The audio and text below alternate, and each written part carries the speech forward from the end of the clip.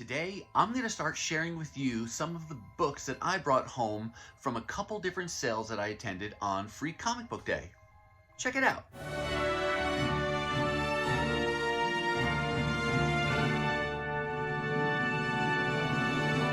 Hey everyone, and welcome to my channel. My name's Chris, and this is Northgarden Comics. The box of books in front of you represents my haul from two different sales held on Free Comic Book Day this year, 2022. Most of the books came from one store that was doing a 25-cent back issue sale, and then a small section of books in the back here represent another store sale that was doing 50-cent back issues. And normally I don't like, for whatever reason, to make multi-part videos or multi-part hauls, but in this case I'm going to make an exception just because there's too many books and I want to be able to give due time to each of the books, so I don't want to rush through it and do it all at once.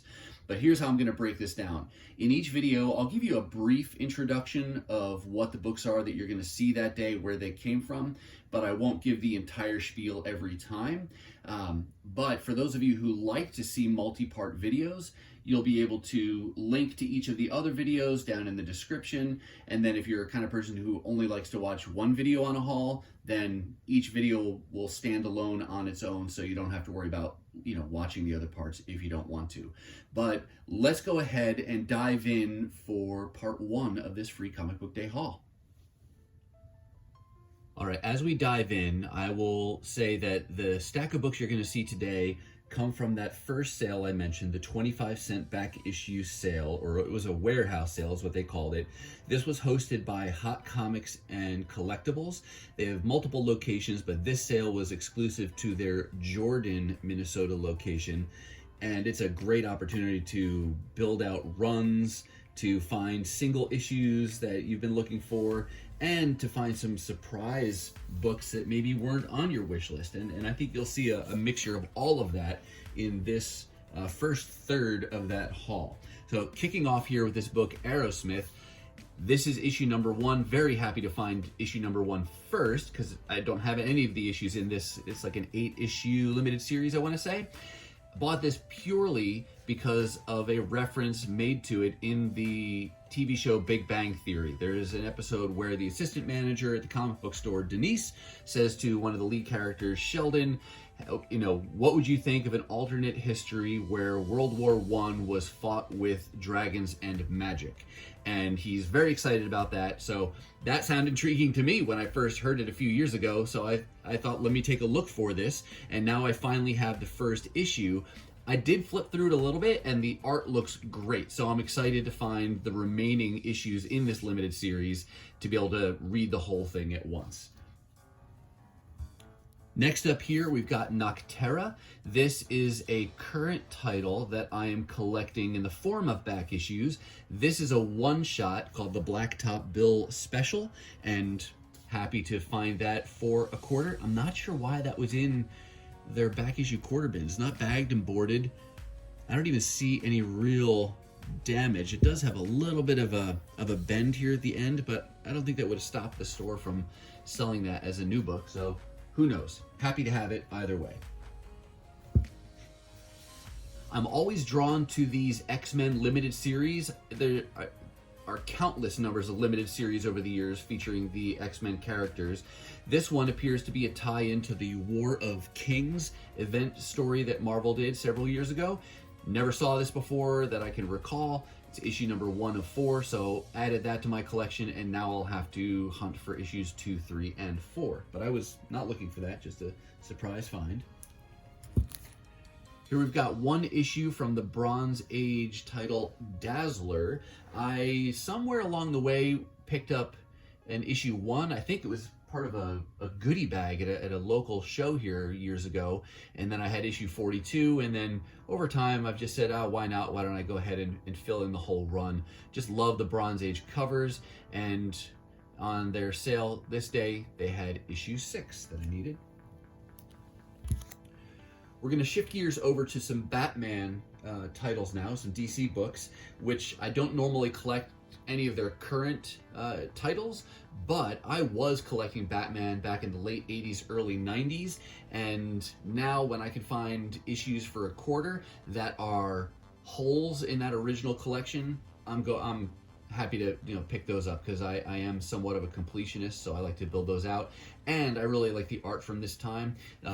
Brayfogle, I like his art, and Jim Aparo as well. So you'll see some of these books in here representing gap fillers in my collection. And then, and that is issue 462 from May of 1991, it looks like.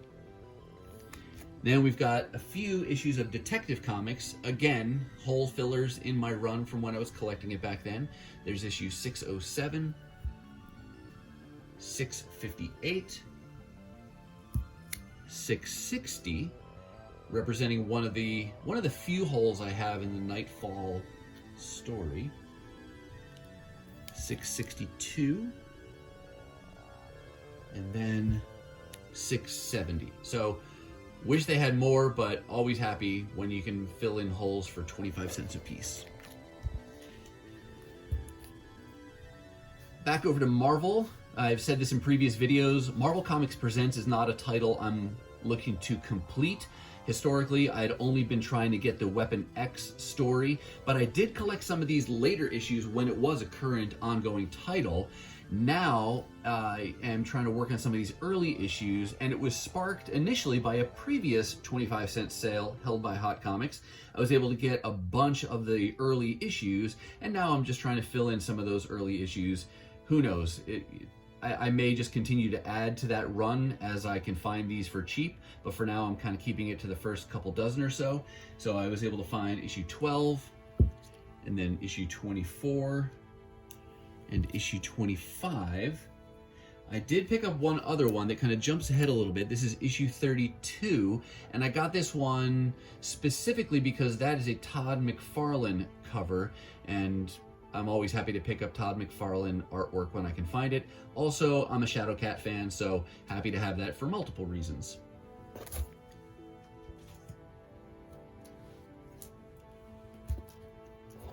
This was a one-off pickup, Supergirl number 58. I don't even know which volume this is. I don't collect any of the volumes of Supergirl, as of now. I just thought that was a cool cover, so grab that.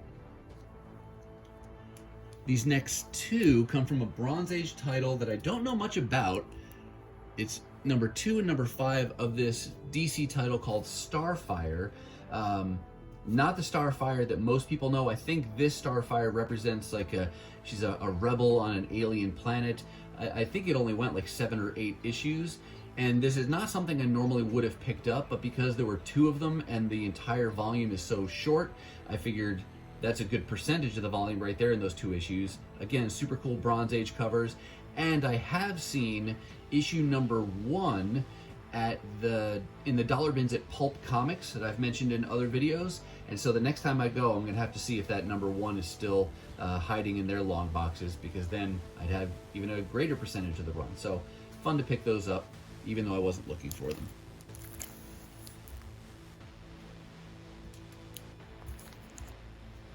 Another seemingly random book. This is an early Image title called Brigade, number 1, and it's just a Rob Liefeld cover. I don't know anything about the book, don't know anything about the character, but I've also mentioned recently that I am trying to go back and fill in some of those early Image titles and runs featuring creators that I liked, at least at the time.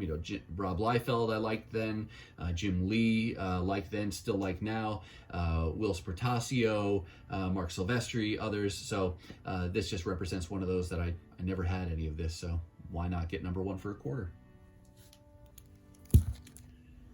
And then here's another one that appealed to me for the creative team.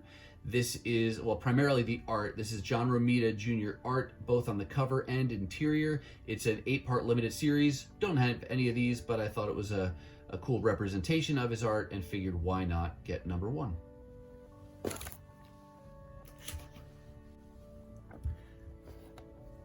These next several books I was very happy to find.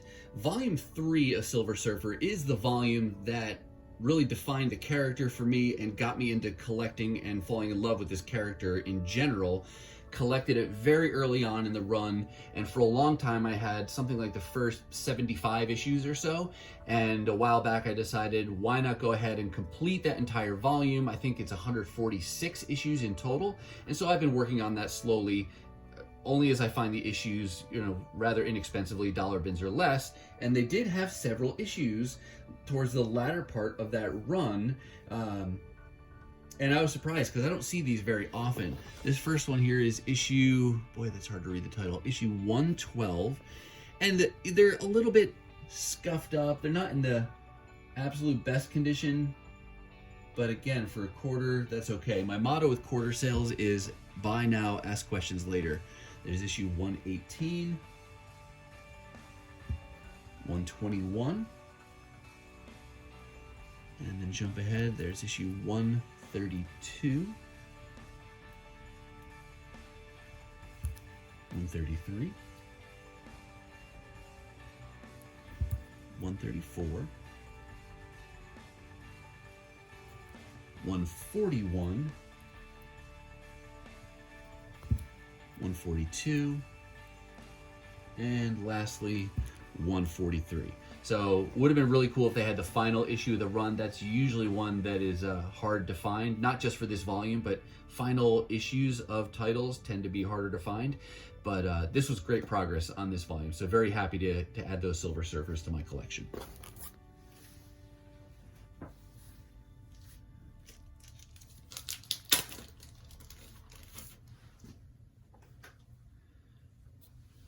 These next three books I found actually in the same bag and board. They were being sold as a bundle at one point, but it's just a tie-in series to Secret Invasion. This is the Fantastic Four 3-issue limited series. Never read it, never had it, so I figured, again, quarter a piece, and the whole limited series was there. Done, right? Easy choice to pick those up. I love it when you can find an entire limited series, or if it's a short run when you can find the whole thing all in one fell swoop, because that just makes the hunting all the easier. It doesn't draw it out for weeks or months or years.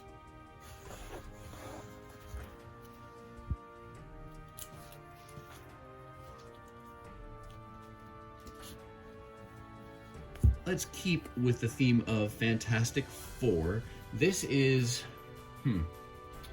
this volume 3 of Fantastic Four? Volume 4?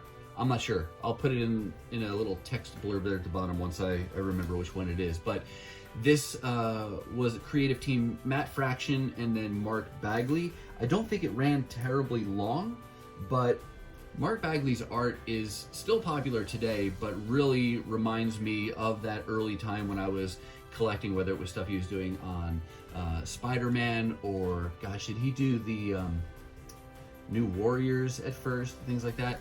But that era is very nostalgic for me, so I figured I love the Fantastic Four, I like Mark Bagley, so why not get some of these Fantastic Four issues. Previous to this sale, I had recently found issue 1 from this volume, but I was able to add today issue 2, issue 7. I think they're a really cool cover. I don't know if they're in the negative zone or where they are, but that's a pretty cool cover. There's issue 8, 10, and then 13. Like I said, I don't remember how many issues are in this volume. I don't think it's terribly long.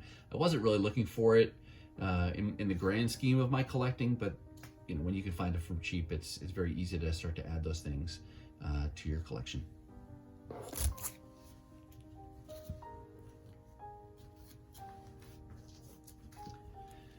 All right, coming into the home stretch here, the last set of books you're going to see all come from this She-Hulk volume. This is She-Hulk Volume 2, which I didn't even remember at the time. I just saw She-Hulk and I really liked the character of She-Hulk. And some of these middle volumes I never collected. I have some of the Savage She-Hulk that I did not get current, but I always look for those as back issues. I did collect some of the Sensational She-Hulk volume when that was coming out, when that was current, but then you kind of I didn't really collect many of her titles until more recently. And this is a volume. It started out with Dan Slott doing the writing, and then around issue 22, I think it is when Peter David takes over writing. And I've heard some really good things about this era of She-Hulk. And when I was going through these long boxes, which again were just random, right? They're not alphabetical or anything, I came across a run of She-Hulk, or a large section of this volume, and so I just started pulling them and didn't even look at the numbers, just made sure I didn't have duplicates, and then added them, and I was able to get about 25% of this entire run. It's like a 38 issue volume, but like I said, I got about a quarter of it, so that's like 10 issues. They had issue 11, 12, 13, then 14, jump ahead to 18, jump ahead again to 25, 27, I like that cover there, 28, is that Greg Land cover?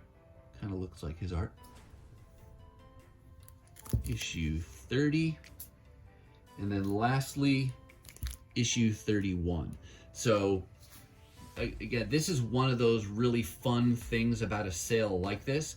Didn't have She-Hulk on my wish list at all, but as you're going through, random book, and then boom, you hit a run of a particular title from the same volume, and that's just great. So again, for 10 issues, how long will it take me to find the rest of this volume? I don't know. Will I ever complete it? I don't know. But these 10 issues cost me less than one single new comic today. So this 10 issues would have been $250. So that's an easy buy and a very low risk purchase. So we'll see. Maybe I can continue to build this run out on the cheap as the weeks and months and years go on. But really happy and fun to be able to pick these books up. And so that does it for about the first third of this 25-cent haul from Hot Comics. All right, that's going to do it for me, and that's going to wrap up part 1 of my free comic book day haul. I do hope you saw something that you liked, but what about you? Are you collecting any of these issues or creative runs or titles? Let me know down in the comments. Now, if you're not quite ready for the YouTube fun to stop, I have hand-selected a couple videos here for you to check out. As always, thank you so much for watching, and I'll see you next time.